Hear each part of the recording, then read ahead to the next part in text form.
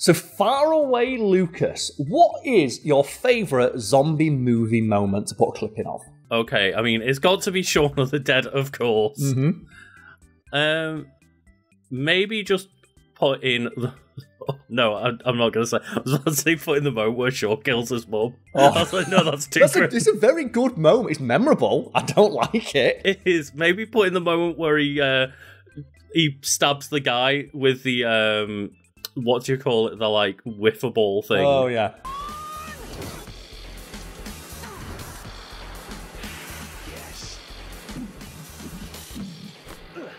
No, that's rubbish. I think my favourite bit is when he looks over at, like, the two guys and goes, feel free to step in at any time. And they're like, they're like, oh, you look like you're doing all right. I start cramping your style. It's like, you fucking cowards!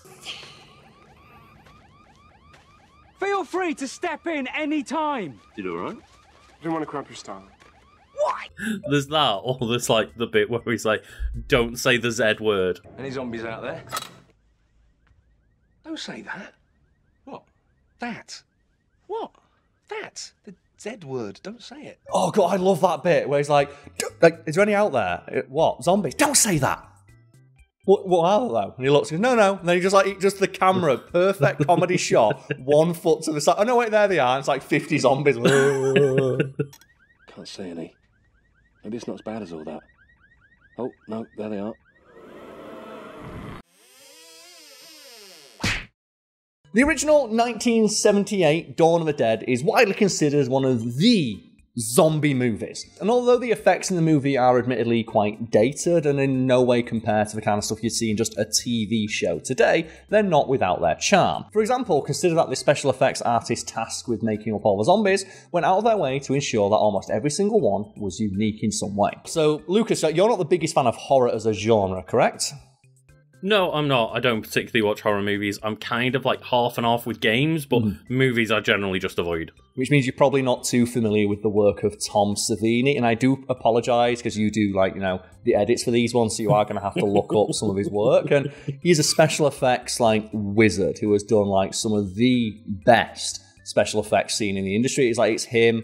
It's like Rick Baker, and I think I have, if it shows up in frame, you probably can't see it now, but right in the corner to the left over there is like the Rick Baker Metamorphosis like art book, which is a two coffee table book collection detailing his entire like 50-year-long career in the industry. And then there's him, and then there's Greg Nicotero, who is probably closer to Tom Savini in the work that they do, because he's the guy who does all the makeup effects on The Walking Dead. Oh yeah, they are very good effects, and that's the thing is, it is a shame because I don't like horror at all, but I love special effects. I find them fascinating. And Tom Savini literally invented some special effects that are still used to this day. And in some cases, he just refined earlier techniques to the point where his refinement of that technique is the standard way to do it now. And one of the simplest effects that he helps like refine is just the headshot.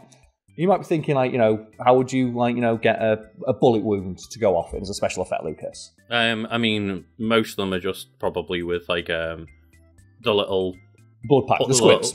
The little squibs, that's the one, which are just, like, little tiny explosions, like, with a blood pack that explode. But how would you do that on someone's head? Yeah, because that's the thing, you can't have anything like that on the head, and like now in my head I'm thinking, oh, you just do it with VFX, but they didn't have that option back in the day. No. Do you know what it is? It's so deceptively simple, but that's the thing, it works so well. And it is, you put like a quarter, a coin on someone's head, put over like some wax, put the makeup on there, and that quarter's attached to a string. And then what you do is you just pull that off as quickly as possible. So it looks like a big hole appears in their head, and then you put a blood pack on the back of their head or in their collar, which sprays backwards. Ready? Whatever you want.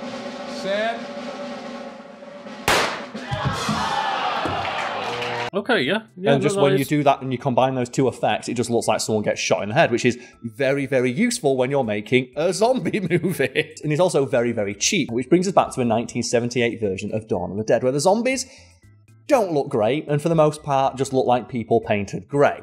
So hastily, in fact, that you can literally see the paint coming off in some shots. So, for example, Lucas, here is a zombie in the film. That is just literally a person that's badly painted grey. There's no other effects on them at all. Tom Savini was keenly aware that if the entire movie was just a bunch of people painted grey going, that would not make for a very interesting movie.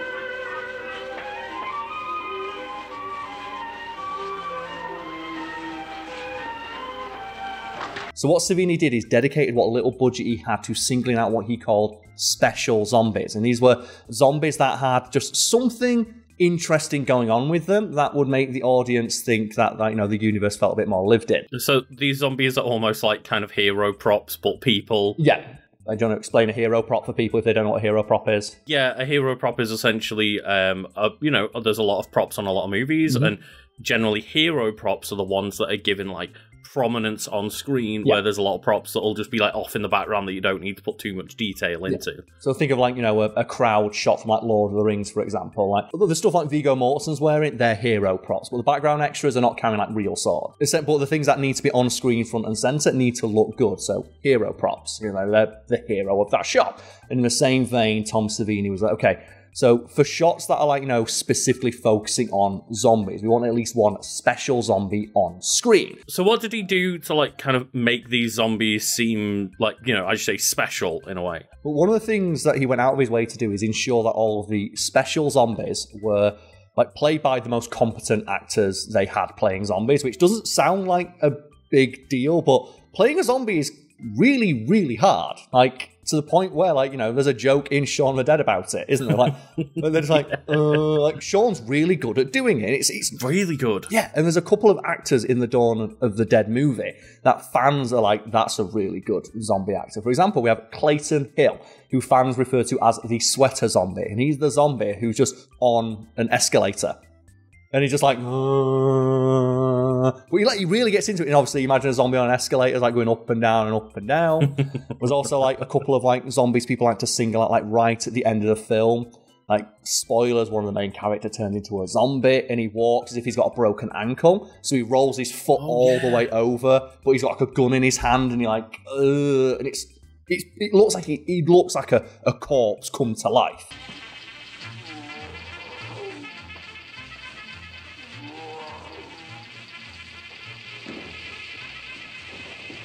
And I'm presuming in the background there's probably some people that act a bit more like Sean's mum, where she's like, Yeah, like I think there's some people not giving it their all. And so they got the most competent actors that like George Romero found playing zombies, and then he gave them the best makeup. And the makeup included, very specifically, visible zombie bite marks. And you might think, well, I can't see zombie bite marks in any of these shots, Karl. They are there, it's just that you don't notice them. But Tom Savini wanted them to be there for any eagle-eyed viewers at home. And that's cool because, it's one of those of, it's almost more impressive that they go unnoticed, but it just, if they do get noticed, they're there. Yeah. And in addition to having visible zombie bite marks, he also wanted there to be either visible wounds or visual clues to how they became a zombie. Because there's a lot of ways a person could become a zombie. The most obvious one is being bitten by another zombie, which is why he gave a lot of the extras who were playing special zombies or have prominence on screen visible bite marks. But that's not the only way to become a zombie. Like, Lucas, can you think of another way you might become a zombie? I guess, like, if you have an open wound and get blood within that open wound. Yeah, like, or you were in some sort of accident when the zombie apocalypse occurred, which is why you have zombies like the plaid shirt zombie. I'm going to send you a picture of him now. Like, you look at this guy and you think, wow, something must have happened to this dude. Oh, shit, yeah. And you look at that zombie and, like, you can infer from that something terrible must have happened prior to him turning. Maybe a car accident, something like that. Likewise, some of the zombies were specifically made up to look very gaunt and were played by the thinnest, almost like, elderly people they had for extras.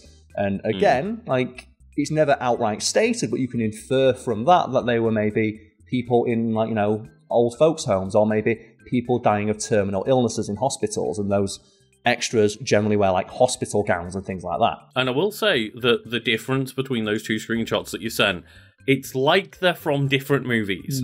And it's worth pointing out, Tom Savini came back for Land of the Dead, which is widely considered like his greatest work. And that's where you get possibly one of the best bits of zombie makeup I've ever seen. And it's known as like the half-jaw zombie. And it's a zombie who has like one arm and the bottom jaw missing, wandering around. Like, do we know how they got half a jaw missing off the dude? It's just you have the guy like this and you make up the front of his head. There's an entire book. Tom Savini's got an entire book on how he did a lot of this stuff. And like the most often way you do it is you find someone who has a very distinctive build and then build around it. Like you're having one arm missing or something like that. Like, oh god, he's got an arm off! And like I mentioned, like just the outfits people are wearing, they're not all just wearing like, just casual wear. Some people are wearing hospital gowns, suggesting that they were in a hospital when the zombie outbreak occurred. Likewise, you'll see people wearing like nurses' outfits and doctors' outfits. Like, they were in a hospital, the zombie outbreak happened, they got bitten by a zombie. Yeah, because you imagine that early on there would be a lot of doctors and nurses that get bitten because they're like trying to help these people. They don't know what the problem is yet, and all of a sudden, like, you're tending after like essentially zombies that bite you. Yeah, and like I'm gonna send you another picture now, Lucas. Like, just have a guess. So I've already mentioned like nurses. So you see, there's a nurse right in the forefront of that shot there. Presumably at a hospital, got bitten by a zombie. But what about the guy to her right and like our left in the image? Like, what do you notice about him? That zombie there. I mean, he's in like a very like pristine suit. Yeah, which is weird, right? Yeah. Yeah. The intention there, though. Like, what do you think happened there? Like, where do you think he became a zombie? Maybe like at a wedding. Potentially, but like, he looks a bit too made up for being at a wedding, right? Maybe a little bit, yeah. And keep in mind that you became a zombie. What opportunity would you have for a dead person to become a zombie who's dressed real nice? I don't know. I can't think off the top of my head. Funeral. Right, yeah, of course. I think because he's not wearing all black. Well, Lucas, he's the corpse. He's the corpse. Oh. Of course. And that's the thing. Yeah, of course. Yeah, it's never stated in the film that he is, but you can infer from that. And Tom Savini has said, like, if you look in the background, you will see like a lot of extras wearing suits. Which seems weird, like, it's a small town. And, like, it's a small hick town in, like, bumfuck nowhere America. Why is this random guy wearing a suit? And it's like, my thought process is that guy was being, like, he was a dead body being dressed by an undertaker when the zombie apocalypse happened and he rose from the dead. And that's why you have, like, some people who, like, have got missing limbs and stuff. Like, they were bodies in morgues that had suffered from, like, catastrophic injuries that had, like, risen back to life. And just... Yeah, that makes perfect sense when you put it that way. And that's the thing, like, in the film, is absolutely chock full of little details like this that a viewer might otherwise miss, but are nonetheless there. And the thing we talk about a lot on this channel is, like, we love movies where the universe the movie is trying to establish just feels like it's lived in, and that the people making it actually bothered to ask these questions. Yeah, because you think about most zombie movies and TV shows and stuff, just media in general, is like, nearly everyone that you look at who's a zombie is just a regular person in regular clothes. And it's like, no, there would be a lot of nurses. Like, there would be a lot more nurses and doctors out there as zombies because, of course, there would be. They were in hospitals at the time when the outbreak happened. Yeah, and something we talked about in a previous video about The Walking Dead, which I know Greg Nicotero worked on, something he's talked about is, like, they similarly have the idea of special zombies. Like, they have, like, that one zombie per like season or every couple of episodes, where this zombie looks real good. Like, they have like the well zombie, who like basically took the entire zombie budget for season 2. In a world like this, a lot of people probably died in like really specific ways, and when they became a zombie, they got stuck there. And what would it be like if that person was stuck there as a zombie for like the length of time the show has gone on? And like a detail that you might notice if you watch The Walking Dead from like season 1 all the way through to whatever season it ended up at, you'll notice that the zombies, as it goes on, become more and more decrepit, more decomposed. And like, even to the point where different areas have different kind of zombies. For example, when they go to areas that are more arid and dry, the zombies will generally have like drier skin, whereas areas that are more like watery, when like there'll be more bugs about, they're more decomposed because the insects would have like eaten the flesh quicker. It's kind of a slight hint at maybe how in each different form of media how the infection works, because in some zombie media you need to specifically be bitten while you're alive, and in other zombie media like the infection has just spread to everyone, and the moment you die regardless, you turn into a zombie. Yeah, which is the case in The Walking Dead, and if people wonder what we mean by that, or they don't remember, it's like everybody in The Walking Dead universe has the disease that makes them zombies. That's why it's called The Walking Dead. They're already all dead. Sorry for a spoiler for like season 1. It's a spoiler for the title. But yeah, it's in the title. It's like, yeah, and it's, it's been many a year now, but that's the interesting thing is like, and one of the excuses of why they can keep having more and more zombies is that it doesn't matter how you die, you're still going to turn. So everybody that is ever alive is a future zombie. Is a potential threat, yeah. And just like going back to the idea of just this, like, you know, this storytelling via the visuals, it reminds me a little bit like The Last of Us, where in The Last of Us 2, where I think you do fight a bloater, right? At some point there's a bloater in there. You definitely fight a bloater in like one of the Last of Us's. Yeah, but I think there's like, but in the second one they introduced like the new kind of bloater, didn't there? Because it's set near water. Mm-hmm. And it's like the game is set primarily near water, so all of the infected in Last of Us 2 nearer the water have a distinct look to infected you'd find further out. And likewise, like there's that one bit where like the epilogue to the game where you're in like the really dry part. And there's like 3 infected in that entire part, and they went to the effort of making those infected look really sunbaked. And as well, shout out to spoilers for a boss fight for The Last of Us Part 2, but there is one specific section in the game where you end up in a hospital. And then there's the obvious, like, you know, boss that everyone knows I'm going to mention if you've played the game, the Rat King. Which is this is the first place the infection like was widely, like, you know, captured. And they put all the first people to die from the cordyceps infection just downstairs. They didn't know what to do with them. And that was like 5 years ago. And if people aren't familiar with the Last of Us universe, it's not zombies, it's like this weird mushroom thing, like the cordyceps infection. And once it infects you, like you just become basically like a fast zombie from 28 days later. But the longer the infection takes hold, the more of your body becomes like basically just mushroom. To the point where it's like the fungus just takes over the entire body, right? And that's why, like, we mentioned bloaters earlier, which are like the final stage, or the believed to be final stage of the infection, where someone is just so encased in like cordyceps infection, they're effectively indestructible. But then there's like a thing beyond that, where it's like, well, what happens if like there's like 15 dead bodies that have been there even longer than that, and they just become this mass of cordyceps, so like 15 legs, and it chases after you, and it's terrifying.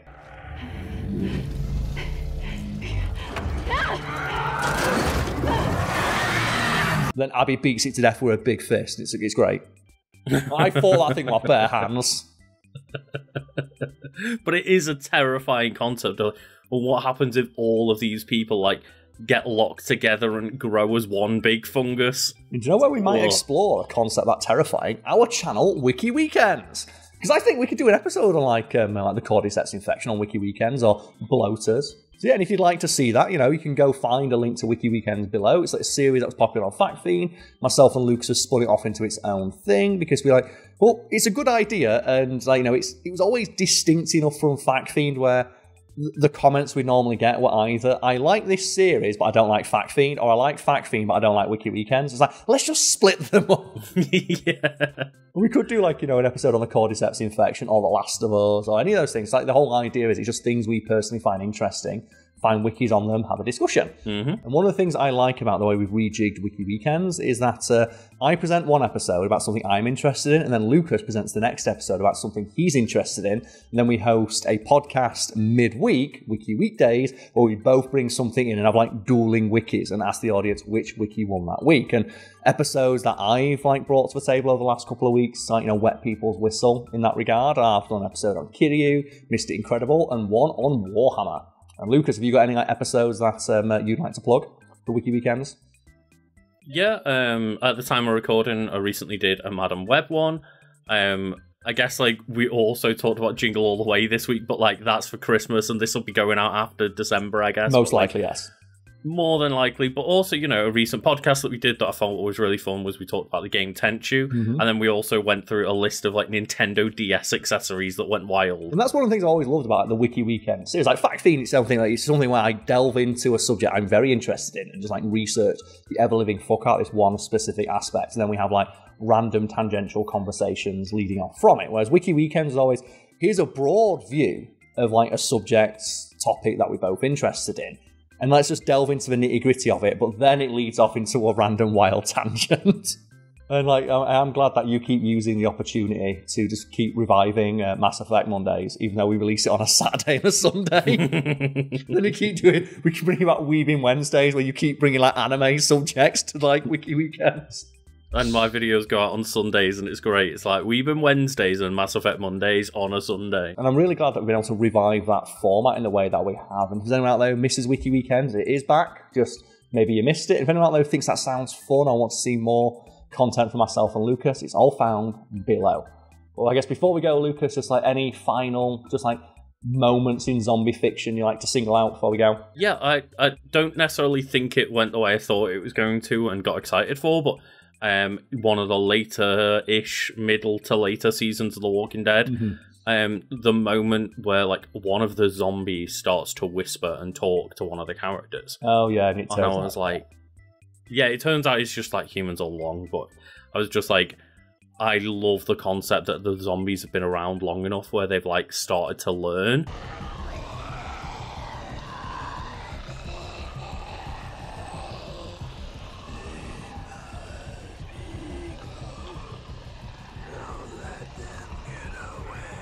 Even though it would be the opposite of that, because the longer they exist, the more their brains rot away.